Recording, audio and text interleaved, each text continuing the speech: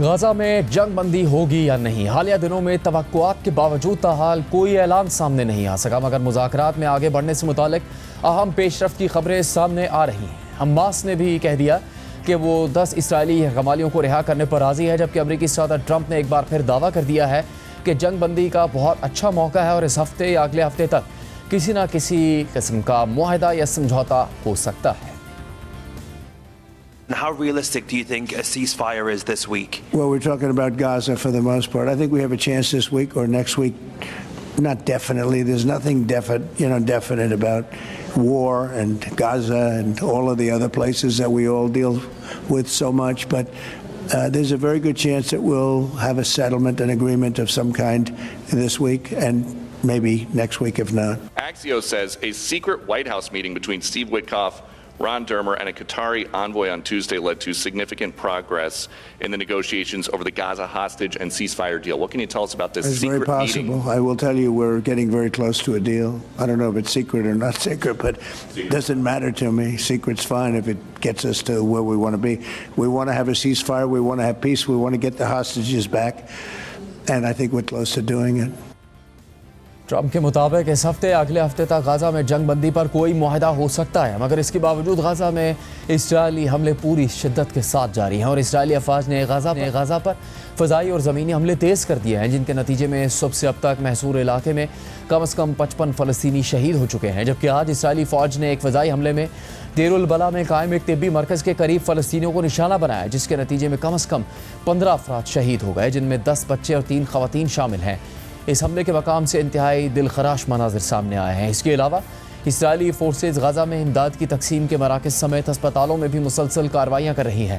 امریکی نشریاتی ادارے CNN نے غزہ کے ہسپتالوں اور امداد کی تقسیم کے مراکز پر ہونے والے اسرائیلی حملوں سمیت غزہ کے ہسپتالوں میں نومولود بچوں کو درپیش مسائل پر رپورٹ تیار کی ہے، جس میں دیکھا جا سکتا ہے کہ اسرائیلی حملوں سے غزہ کے لوگ کس قدر اذیت میں مبتلا ہیں۔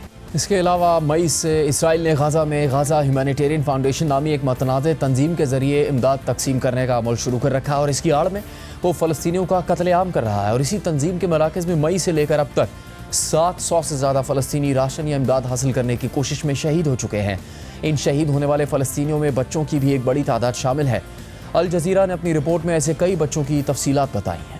ان حالات میں امریکہ نے مقبوضہ فلسطینی علاقوں کے لیے اقوام متحدہ کی خصوصی رابطہ کار فرانچسکا البنیز پر مالی پابندیاں عائد کر دی ہیں۔ اس حوالے سے امریکی وزیر خارجہ مارکو روبیو نے ایکس پر پوسٹ کرتے ہوئے لکھا کہ میں اقوام متحدہ کی انسانی حقوق کونسل کی خصوصی نمائندہ فرانچسکا البنیز پر پابندیاں عائد کر رہا ہوں، کیونکہ انہوں نے بین الاقوامی فوجداری عدالت میں امریکی اور اسرائیلی حکام، کمپنیوں اور ان کے سربراہان کے خلاف کارروائی کے لیے کوششیں کی ہیں، اور ان کی جانب سے امریکہ اور اسرائیل کے خلاف سیاسی اور معاشی جنگ کی مہم اب مزید برداشت نہیں کی جائے گی۔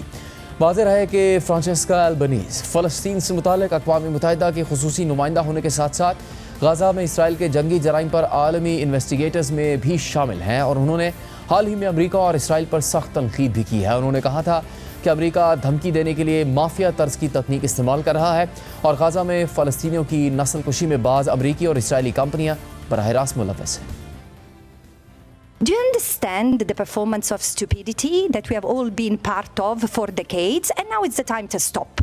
If 60,000 people killed do not push us to take in seriously international obligations, then we're really beyond the pale. There is no possibility to stepping out of this situation other than for member states to do what the International Court of Justice demands through its ruling and through its provisional measures. Imposing an arms embargo immediately is not about asking for a ceasefire. This is not a war. This is a genocidal campaign, and it's clear, and now it's either carried out under the pretense of humanitarian food distribution. This is a death trap. And we should learn really to be honest, including yourself. I mean, I've been really generous to the media, because the first corporate entity to be investigated in this mandate was yours, and it will come. But again, now it's time for an arms embargo, and it's time for businesses to cut ties with Israel. The very fact of engaging in something that concerns and translates into economic gain and profits, it's problematic. Lest the companies and their executives are ready to face responsibility and even criminal liability. جبکہ امریکہ، قطر اور مصر کی ثالثی میں جنگ بندی سے متعلق مذاکرات تاحال جاری ہے، اور ان مذاکرات سے متعلق آج حماس کا ایک اہم اور غیر متوقع بیان سامنے آیا ہے۔ الجزیرہ کے مطابق حماس کا کہنا ہے کہ اس نے غزہ میں جنگ بندی کے لیے جاری کوششوں کے تحت 10 اسرائیلی یرغمالیوں کو رہا کرنے پر رضامندی ظاہر کی ہے، لیکن اس نے ساتھ ہی خبردار کیا ہے کہ جنگ بندی کے لیے جاری مذاکرات مشکل میں ہیں کیونکہ اسرائیل اپنی ضد پر قائم ہے۔ حماس نے کہا کہ قطر اور امریکہ جیسے اہم ثالثوں کی قیادت میں جاری مذاکرات میں کئی رکاوٹیں موجود ہیں، جن میں ضروری امداد کی فراہمی، اسرائیلی افواج کا غزہ سے انخلاء اور مستقل جنگ بندی کی حقیقی ضمانتیں شامل ہیں۔ حماس کے عہدیدار نے کہا ہے کہ حماس نے جنگ بندی کی تازہ ترین تجویز سے اتفاق کیا ہے اور اس نے اپنے لوگوں کی حفاظت، نسل کشی کو روکنے اور امداد کے باوقار اور آزادانہ داخلے یقینی بنانے کے لیے ضروری لچک دکھائی ہے۔ دوسری جانب امریکی صدر ٹرمپ نے بھی آئندہ ہفتے تک غزہ جنگ بندی سے متعلق اچھی خبر آنے کا دعویٰ کیا ہے، جبکہ مذاکرات کے حوالے سے منگل کو وائٹ ہاؤس میں اعلیٰ اسرائیلی، قطری اور امریکی حکام کے درمیان ہونے والی خفیہ بات چیت کی تفصیلات بھی سامنے آ گئی ہیں۔ امریکی نیوز ویب سائٹ ایکزیوس کے مطابق دو ذرائع نے بتایا ہے کہ سینئر امریکی، اسرائیلی اور قطری حکام نے منگل کے دن وائٹ ہاؤس میں خفیہ ملاقات کی، جس کا مرکز غزہ میں طویل عرصے سے مطلوب جنگ بندی اور یرغمالیوں کی رہائی کے معاہدے میں باقی رہ جانے والا ایک اہم مسئلہ تھا۔ صدر ٹرمپ نے اس ہفتے 48 گھنٹوں کے دوران اسرائیلی وزیر اعظم نیتن یاہو سے 2 بار ملاقات کی، کیونکہ وہ اسرائیل اور حماس دونوں پر معاہدے کو حتمی شکل دینے کے لیے دباؤ ڈال رہے ہیں۔ وائٹ ہاؤس کے خصوصی نمائندے اسٹیو وٹکوف نے منگل کو کہا کہ 4 میں سے 3 مسائل حالیہ دنوں میں حل ہو چکے ہیں، جبکہ ذرائع کا کہنا ہے کہ جو ایک بڑا مسئلہ ابھی باقی ہے وہ یہ ہے کہ 60 دن کی جنگ بندی کے دوران اسرائیلی فوج کن لائنز تک پیچھے ہٹے گی۔ ذرائع کے مطابق منگل کو ہونے والی اس خفیہ ملاقات میں اسی نقطے پر سخت بحث ہوئی، جس سے اس معاملے پر کچھ واضح پیش رفت ہوئی۔ منگل کی شام ٹرمپ اور نیتن یاہو کی ملاقات سے کچھ دیر پہلے اسٹیو وٹکوف نے ایک سینئر قطری عہدیدار اور نیتن یاہو کے اعلیٰ مشیر رون ڈرمر سے ملاقات کی۔ 2 باخبر ذرائع کا کہنا ہے کہ اس ملاقات کا محور جنگ بندی معاہدے کے تحت اسرائیلی فوج کی استر نو تعیناتی تھی۔ رپورٹ کے مطابق دونوں ذرائع کا کہنا ہے کہ اسٹیو وٹکوف اور قطری عہدیدار نے رون ڈرمر پر واضح کر دیا کہ اسرائیل کی جانب سے فوج پیچھے ہٹانے کے لیے پیش کیا گیا نقشہ قابل قبول نہیں، جو پچھلی جنگ بندی کے مقابلے میں کہیں کم علاقے سے فوجی پیچھے ہٹانے کا منصوبہ ہے۔ قطری عہدیدار نے کہا کہ حماس اس تجویز کو مسترد کر دے گی اور بات چیت اسی مسئلے پر ناکام ہو سکتی ہے۔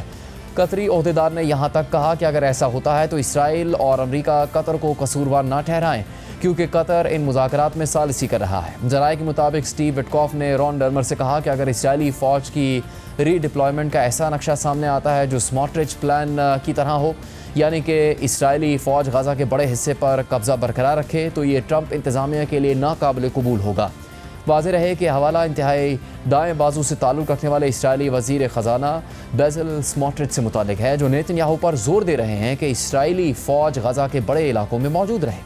دوسری جانب ذرائع کے مطابق رون ڈرمر نے موقف اپنایا کہ نیتن یاہو پر اپنی اتحادی حکومت کے اندر بہت دباؤ ہے کہ وہ کوئی بڑی رعایت نہ دیں۔ انہوں نے زور دیا کہ نیتن یاہو اکیلے کوئی فیصلہ نہیں کر سکتے، انہیں کابینہ کی منظوری لینا ضروری ہے۔ تاہم ذرائع نے بتایا کہ اس ملاقات کے نتیجے میں اسرائیل نے بعد میں ایک نیا نقشہ پیش کیا، جس میں غزہ سے اسرائیلی فوج کی زیادہ وسیع پیمانے پر واپسی شامل ہے۔ رپورٹ میں مزید لکھا ہے کہ ایک ذریعے کا کہنا ہے کہ اس نئے نقشے سے بات چیت میں نمایاں پیش رفت ہوئی ہے اور معاہدے کے امکانات میں خاطر خواہ اضافہ ہوا ہے، جبکہ دوسرے ذریعے کے مطابق ابھی بھی کچھ اختلافات باقی ہیں، لیکن اس وقت مذاکرات مثبت سمت میں جا رہے ہیں۔ اس صورتحال میں نیتن یاہو امریکہ سے روانگی سے پہلے صدر ٹرمپ سے ایک اور ملاقات کر سکتے ہیں۔ اس کے علاوہ مذاکرات میں ایک اور اہم رکاوٹ جنگ بندی کے بعد کی صورتحال ہے، کیونکہ رواں سال جنوری میں بھی اسی طرح 60 دن کی جنگ بندی ہو گئی تھی اور اس دوران جنگ کے مستقل خاتمے کے لیے مذاکرات ہونے تھے، مگر اسرائیل نے مارچ میں ان مذاکرات کے درمیان ہی یک طرفہ طور پر جنگ بندی کا خاتمہ کر دیا۔ اب حماس، امریکہ سمیت دیگر ثالثوں سے جنگ بندی ختم ہونے کے بعد اسرائیلی حملے نہ ہونے کی ضمانت مانگ رہی ہے، اور اس حوالے سے ٹائمز آف اسرائیل کے مطابق ایک عرب سفارتکار اور ایک باخبر ذریعے نے بتایا ہے کہ ٹرمپ انتظامیہ نے ثالثی کرنے والے ممالک کو یقین دلایا ہے کہ وہ 60 دن کی مجوزہ جنگ بندی کے بعد اسرائیل کو غزہ میں دوبارہ لڑائی شروع کرنے کی اجازت دینے کا ارادہ نہیں رکھتی، چاہے اس بات کو معاہدے کے متن میں واضح طور پر شامل نہ بھی کیا جائے۔ واضح رہے کہ یہ معاملہ آیا کہ اسرائیل 60 دن کی جنگ بندی اور یرغمالیوں کی رہائی کے بعد غزہ میں دوبارہ فوجی کارروائی شروع کر سکے گا یا نہیں، مذاکرات میں ایک اہم رکاوٹ ہے۔ اگرچہ فریقین امید ظاہر کر رہے ہیں کہ معاہدہ ممکن ہے، لیکن اس نقطے پر اختلافات کی وجہ سے تاحال کوئی بڑی پیش رفت نہیں ہو پا رہی۔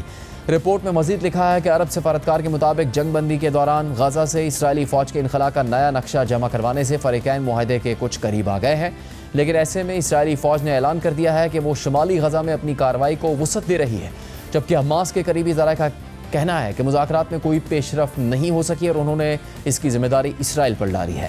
مذاکرات سے واقف ایک فلسطینی ذریعے نے AFP کو بتایا کہ اسرائیلی وفد مذاکرات کرنے کی بجائے زیادہ تر سن رہا ہے، جو نیتن یاہو کی رکاوٹ ڈالنے اور کسی ممکنہ معاہدے کو سبوتاژ کرنے کی پالیسی کی عکاسی کرتا ہے۔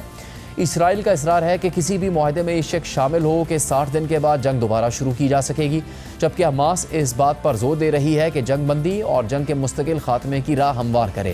اگرچہ امریکہ اسرائیل کی جانب سے دوبارہ جنگ شروع ہونے کی مخالفت کرتا ہے، مگر عرب سفارتکار اور ایک دوسرے ذریعے کے مطابق امریکہ نہیں چاہتا کہ جنگ کی واپسی کے امکان کو جنگ بندی کی دستاویز میں مکمل طور پر خارج کر دیا جائے۔ اس امکان کو کھلا رکھنا مستقبل میں حماس کے ساتھ مستقل جنگ بندی کی شرائط پر بات چیت کے دوران ایک اہم پریشر ٹول کے طور پر دیکھا جا رہا ہے، جبکہ مذاکرات سے واقف ایک اور ذریعے کے مطابق اگر جنگ بندی کے مجوزہ معاہدے کے متن میں واضح طور پر مستقل جنگ بندی کی ضمانت شامل کر دی جائے تو اس سے نیتن یاہو کی حکومت گر سکتی ہے۔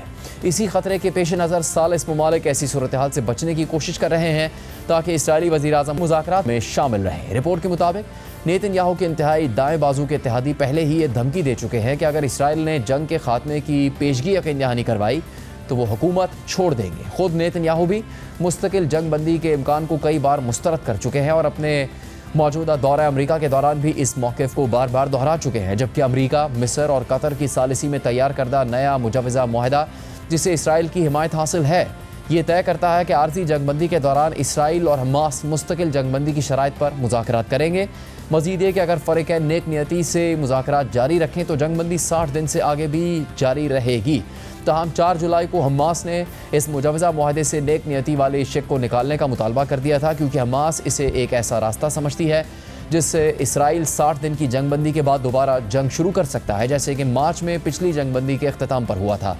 رپورٹ کے مطابق اگرچہ امریکہ اس بات کی مخالفت کرتا ہے کہ معاہدے سے نیک نیتی والی شک کو نکالا جائے، تاہم 2 ذرائع کے مطابق صدر ٹرمپ کے خصوصی نمائندے اسٹیو وٹکاف نے ثالثوں کے ذریعے حماس کو زبانی یقین دہانی کروائی ہے کہ صدر ٹرمپ خود اس بات کی ضمانت دیں گے کہ جنگ بندی اس وقت تک برقرار رہے گی جب تک مستقل جنگ بندی کے معاہدے پر اتفاق نہ ہو جائے۔ ذرائع کا مزید کہنا ہے کہ جنگ بندی کے دوران اسرائیلی فوج غزہ سے کس حد تک پیچھے ہٹے گی اور غزہ میں امداد کی ترسیل کا طریقہ کار بھی اب تک مذاکرات میں اختلاف کی وجہ بنے ہوئے ہیں۔